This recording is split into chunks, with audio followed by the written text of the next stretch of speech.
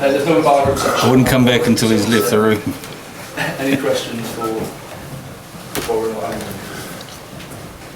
What you said was tend to perform better in the HG game. Did you have that today? Yeah, we did.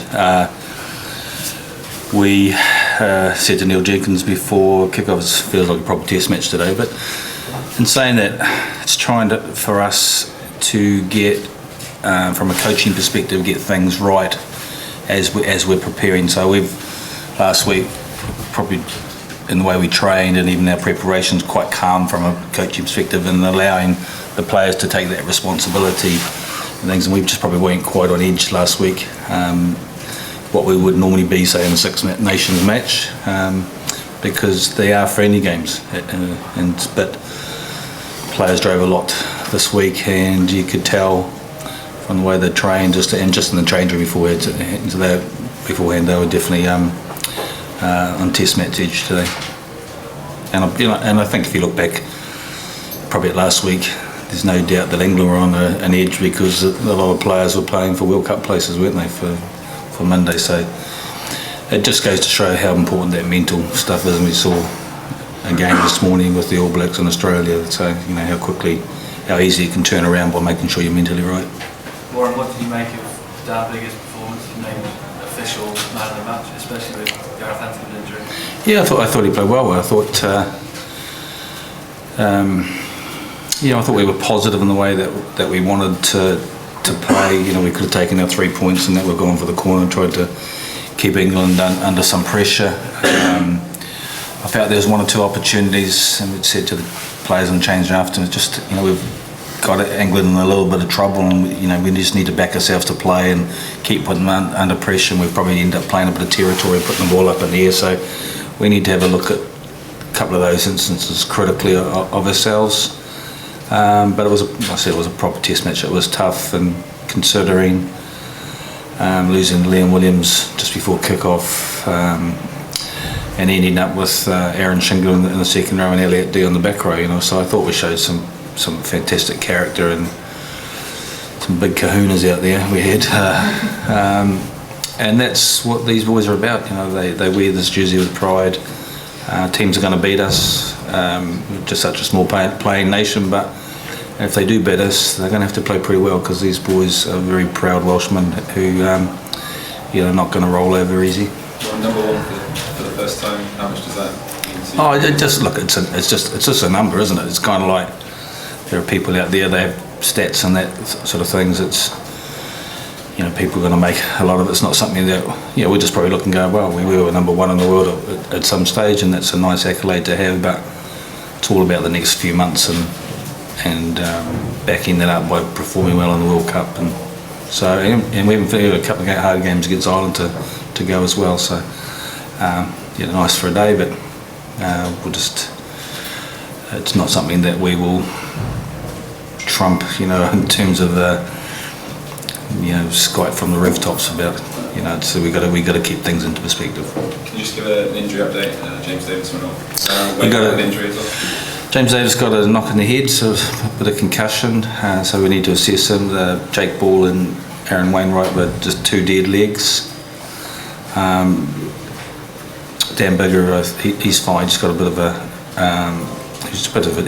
he got a bit of a stinger on the shoulder and a bit of a tight groin, and Gareth Davies got just a bit of a knock on the hip as well. So nothing serious as far as I'm concerned at this stage, and all players will be medically assessed in the morning to see where they're at before we fly out. Lee Williams, or just a caution? He was a tight hamstring, and I just spoke to him a couple of minutes before we came in from the warm-up and just said, no, we're going to take you out. He was gutted, but I said, look, spoke to him in the change rooms afterwards, if this was a semi-final World Cup or a final, the last game of the Six Nations, you'd probably strap it up and take the risk. But I said, the last thing you want to do is pull your hamstring properly and then be out for the next 5 or 6 weeks. So I didn't realise I was pretty tough on Lee Halfpenny, because he'd done a really tough training session yesterday, and he had one this morning as well. So and then we threw him in there before kick-off. So he's absolutely shattered. So and he said to Alan one of them before he kicked that last kick, he said, "Oh, my legs are killing me." And Hellman didn't realise been training this morning. So it's look, it's like I said, nice to get the win and make sure that part of this warm up period is there's some real positives, and thought we started well, defended well. To keep England trialists, I thought was a pretty good defensive effort too. What did you make Aaron Wainwright in the first half? He was good. Yeah, I'm waiting for him to make a 30-40 metre break, so I keep waiting for that to happen. I think it was outstanding last week. I thought defensively, the amount of rucks he hit, he's definitely going to be a player for the future. I thought Josh Naveed was really good today when he came on too. Aaron definitely is. He's had a couple of regular starts, and I think he'll get better and better in that. With those opportunities, there's no doubt he's impressed a lot of people in the squad with his physicality, how quickly he's learnt, and he's still learning. He'll continue to learn from every game, but he's definitely going to be a player for the future who should get a lot of caps for Wales. Well, I'm thrown the half game in such a late stage. What do you make of his performance? It was, like you said, first test since November last year. So. Yeah, he'll be disappointed when he's knocked on. He's just missed that. I thought it was a really good performance. They kicked well. His positional play. One thing about Lee Harpenny is he's probably the best positional fullback in world rugby. He's put a couple of nice kicks up in there, and particularly the one he's regained himself. Really working hard in this counter-attacking game and trying to be much more offensive there. And he's just got that experience. So it was pleasing for him to come in and do that. And probably from an ironic point of view, just having him no preparation mentally, just all of a sudden you're thrown in, was probably a real positive. So because you can get a bit. You can get a bit weary in terms of if you haven't played for a while, and a bit anxious as well. So I thought it was good. Lauren, you said earlier in the week that Wales played best when they're mentally on the edge. How pleased were you with that aspect of the game today?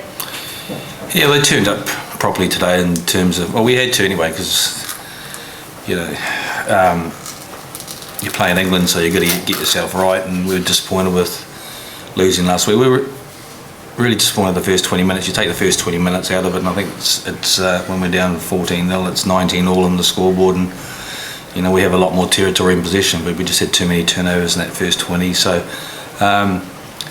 and today the boys knew how important, just psychologically knew how important. If we'd lost to England today, then that potentially has an impact if later on, if we're meeting them in a quarter-final of the World Cup.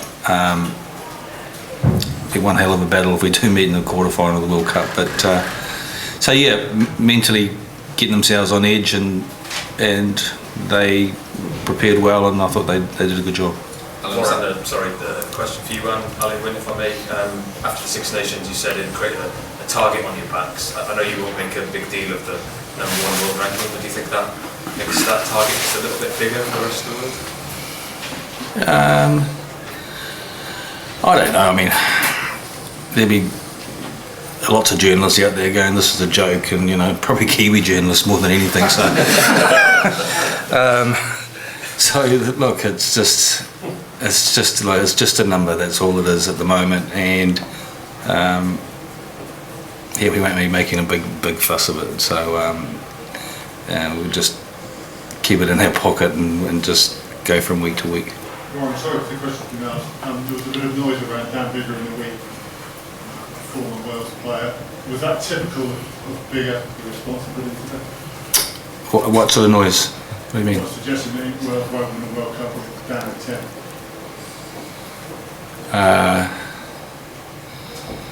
I don't know. He needed to play 10. He's been coming off the bench and been doing a great job, and we've had Anscombe. So I thought he was really good today. So I don't know about that former Welsh player. Was he really old? And played in the 70s probably. So did he play over 50 odd years ago? Yeah, probably. That does explain a few things. So. Right, that's it everyone. Thank you.